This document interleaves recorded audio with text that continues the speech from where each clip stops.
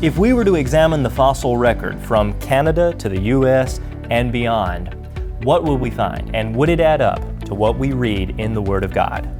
Join us on Wonders Without Number.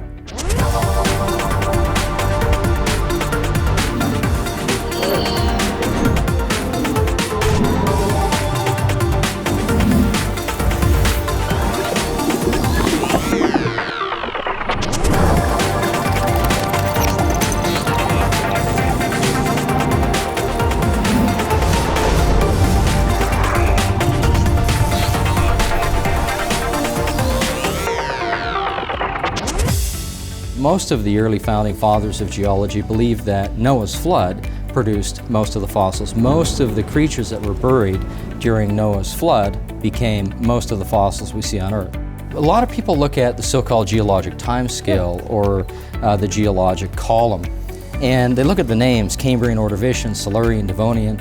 Well, realistically, many of these names were given by flood geologists, young Earth creationists. Cambrian, Ordovician, Silurian. These were rocks that were originally found in Wales. Cambrian, Ordovices, these were named after the Ordovices in Wales. Silurian, named after the Siluries of Wales.